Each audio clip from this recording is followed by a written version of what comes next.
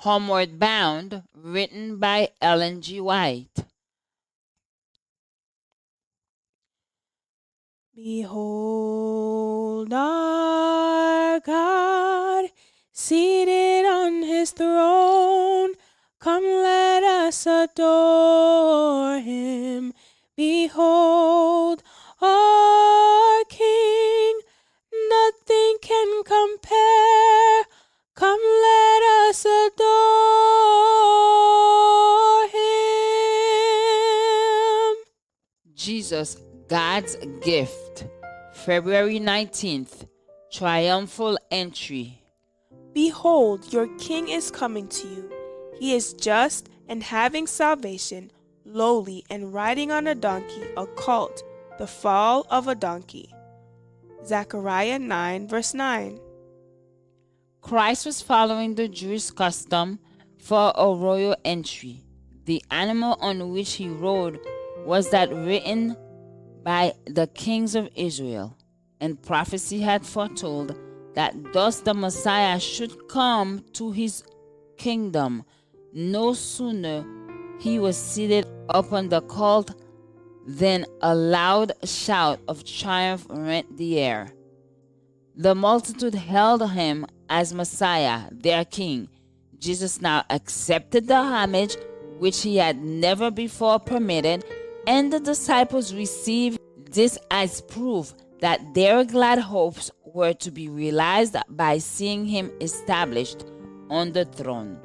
The multitude were convinced that the hour of their emancipation was at hand. In imagination, they saw the Roman armies driven from Jerusalem and Israel once more an independent nation. All were happy and excited. The people vied with one another in paying him homage.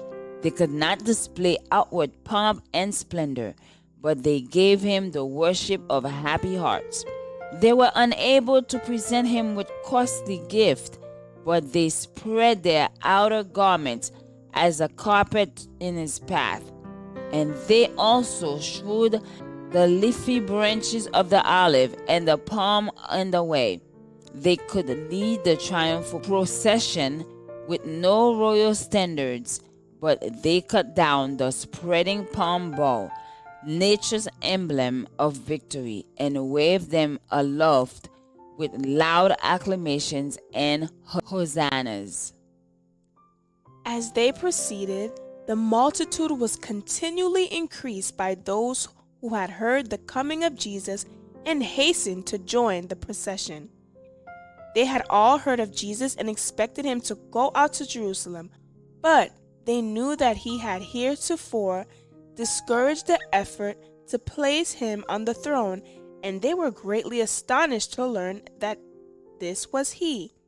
They wondered what could have wrought this change in him who had declared that his kingdom was not of this world. Never before in his earthly life had Jesus permitted such a demonstration. He clearly foresaw the result. It would bring him to the cross. It was necessary, then, that the eyes of all people should now be directed to him. The events which preceded his great sacrifice must be such as to call attention to the sacrifice itself. After such a demonstration as that attending his entry into Jerusalem, all eyes would follow his rapid progress to the final scene. Behold our God, seated on his throne. Come, let us adore him. Behold our King, nothing can compare. Come, let us adore him. Join us tomorrow for another devotional reading by God's grace. For by grace are ye saved through faith, and not of yourselves. It is a gift of God.